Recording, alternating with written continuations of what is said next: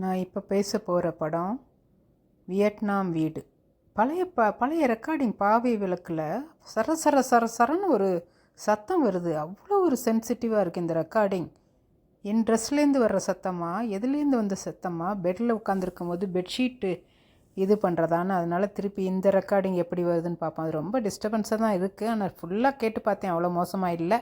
But இந்த recording ரொம்ப கேர்ஃபுல்லாக எந்த ஒரு மூமெண்ட்டும் இல்லாமல் பண்ணுறேன், பார்ப்போம். எனிவே, வியட்நாம் வீடு எனக்கு ரொம்ப ரொம்ப பிடிச்ச படம்.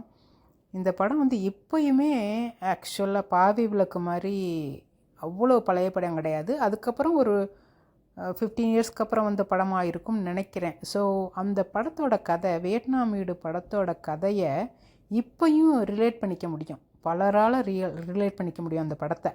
அப்போவே அப்படி தான் இருந்திருக்கிறானுங்க அப்படின்னு தோணும். படத்தில் என்ன இவன் பாட்டு வருமே, அழடா வியட்நாம் வீடுனாதே உன்கண்ணில் நீர் வழிந்தாள். ஓகே ஓகே, அந்த பாட்டு. பத்மினியோட நடிப்பு அட்டகாசமாக இருக்கும். அது ஒரு பிராமின் கேரக்டரு, ரொம்ப நல்லா பண்ணியிருப்பான் சிவாஜி. அதில் வர்ற ஒரு ஐகானிக் டயலாகு, அவன் ஹாஸ்பிட்டல் போகும்போது அவங்க அத்தைகிட்ட சொல்லுவான், நீ முந்திண்டா உனக்கு, நான் முந்திண்டா எனக்கு அப்படின்பான். அதுதான் ஒரு ஐகானிக் டயலாக். அப்போ ரொம்ப ரொம்ப ஃபேமஸான ஒரு டயலாகு இந்த படத்தில். நாகேஷ் ஒரு வீட்டுக்கு அடங்காத ஒரு தருதலை மாதிரி ஒரு கேரக்டரு. பிள்ளைங்க எல்லாம் உருப்படாத பசங்க. ஸ்ரீகாந்த் லஞ்சம் வாங்குகிற பையனாக வருவான். பட் இவன் அந்த பத்மநாபன்கிற கேரக்டரு, அப்படி தான் நினைக்கிறேன், கரெக்டு. இப்போ நான் ரெஃபர் பண்ணாமல் பேசுகிறேன்னா பத்மநாபன் தான் அவன் கேரக்டர்னு நினைக்கிறேன். அவன் ஒரு எல்லாமே ரூல்ஸ் அண்ட் ரெகுலேஷன் படி நடக்கிற ஒரு சின்சியரான ஒரு கேரக்டர் சிவாஜியோட கேரக்டர். ரொம்ப நல்லா பண்ணியிருப்பான். அதாவது சின்ன வயசுலேயே வயசான மாதிரி ஒரு கெட்டப்பில் அவ்வளோ அழகாக பண்ணியிருப்பான். கொஞ்சம் அந்த கிளைமேக்ஸில் கொஞ்சம் ஓவர் ஆக்டிங்காக தெரியும் கண்டிப்பாக. கொஞ்சம் ஓவர் ஆக்டிங் தான் அந்த கடைசி சீன் மட்டும். மற்றபடி காமெடியாக போகும் படம் பிகினிங்கில். அதுவும் பொண்ணு நல்லா அழகாக ட்ரெஸ் பண்ணியிருப்பா, தாவணிலாம் போட்டு. அவளை கூப்பிட வர ஃப்ரெண்ட்ஸோட பொண்ணோட ஃப்ரெண்ட்ஸ் எல்லாம் அவன் கேலி பண்ணுவான் சிவாஜி, அதுங்க போட்டுட்ருக்க ட்ரெஸ்ஸை பார்த்து. அந்த சீன்லாம் உண்மையில் ரொம்ப காமெடியாக தான் இருக்கும். பாட்டு நல்லாயிருக்கும். பாட்டு 2-3 பாட்டு இருக்குது, பழைய பாட்டு.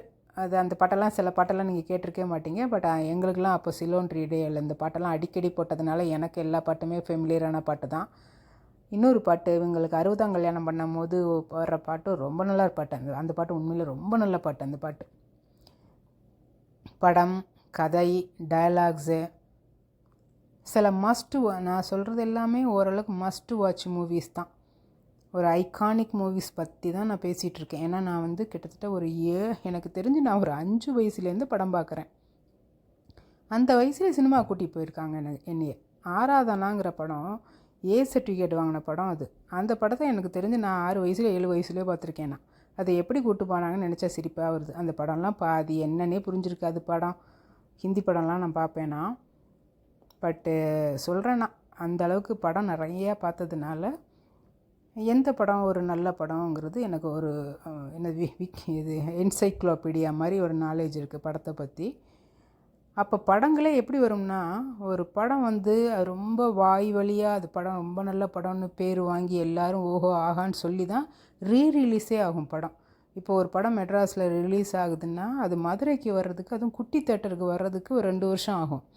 இப்போ கணேஷ் தேட்டருங்கிறது வீட்டு பக்கத்தில் இருக்கிற ஒரு தேட்டர், ஒரு ரொம்ப சாதாரண தேட்டர். அந்த தேட்டரில் டைரெக்டாக புதுப்படங்கள் ரிலீஸ் ஆன மாதிரி எனக்கு ஞாபகம் இல்லை.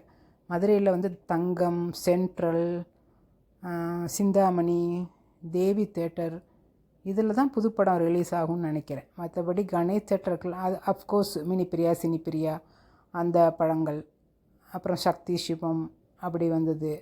அப்புறம் அம்பிகா தேட்டர்னு ஒன்று வந்தது. இதெல்லாம் அப்புறம் லேட்டராக வந்த சினிமா தேட்டர். இங்கே தான் புதுப்படங்கள் ரிலீஸ் ஆகும். பட் நான் சின்ன குழந்தையாக வளரும் போது கணேஷ் தேட்டரில் போடுற படங்கள் எல்லாமே ரீரிலீஸ் படங்கள் தான்.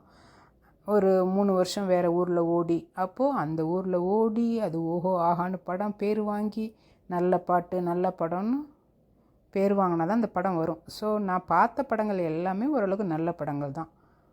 அதனால் இப்போ யூடியூப்பில் கண்ணா அப்படின்னான்னு பிளாக் அண்ட் ஒயிட் படம் போடும்போது, ஐயோ இந்த படத்தை நம்ம பார்த்ததே இல்லையே ஆச்சரியமாக இருக்குது அப்படின்னு பார்த்தா உண்மையிலே அந்த படத்தெல்லாம் அவ்வளோ கேவலமாக இருக்குது.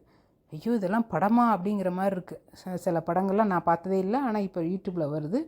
அப்புறம் தான் எனக்கு தெரியுது ஏன்டா இந்த படத்தெல்லாம் நம்ம பார்க்கலன்னு இப்போ தான் தெரியுது. அதெல்லாம் எங்கேருந்து யார் கண்டுபிடிச்சி யூடியூப்பில் அப்லோட் பண்ணுறாங்கன்னு ஆச்சரியமாக இருக்குது. சில ரொம்ப ரொம்ப மட்டமான படங்கள், நிறைய படங்கள் யூடியூப்பில் தமிழ் படம் பழைய படம் அப்லோட் பண்ணுறாங்க. ஒன்றுமே சகிக்கலை. பட் நான் ஏதாவது ஒரு படம் பார்த்தேன்னா அது ஏதோ ஒரு யூனிக்காக அந்த படம் நல்ல படமாக இருந்தால் தான் நானே ரெக்கமெண்ட் பண்ணி சொல்லுவேன். சில படங்கள்லாம் ஓஹோ ஆஹான்னு ஓடி இருக்கும், படம் பார்த்துருப்போம், ரசிச்சிருப்போம் அப்போ அந்த வயசுக்கு. அதே படத்தை இப்போ என்னால் பார்க்க முடியாது. உரிமை குரல்னு ஒரு படம் வந்துச்சு, நல்ல படம் தான், இப்போ கூட பார்க்கலாம். பட் அப்போ அந்த படத்தை ஒரு க்ரேஸாக கிட்டத்தட்ட அப்சல்யூட் மேனியாக்கா எல்லோரும் பார்த்தாங்க. அந்த அளவுக்கு என்னால் இப்போ ரசித்து பார்க்க முடியுமா? சந்தேகம்தான். பட் அந்த படம் கண்டிப்பாக ஒன் டைம் வாட்சபிள் மூவி தான், உரிமை குரல் படம். இப்போ நான் எந்த படத்தை பற்றி பேசிகிட்டு இருந்தேன்? வியட்நாம் வீடு. எஸ், வியட்நாம் வீடு is a must watch movie. பரவாயில்ல, இது கொஞ்சம் ஷார்ட்டாக தான் ரெக்கார்ட் பண்ணியிருக்கேன்.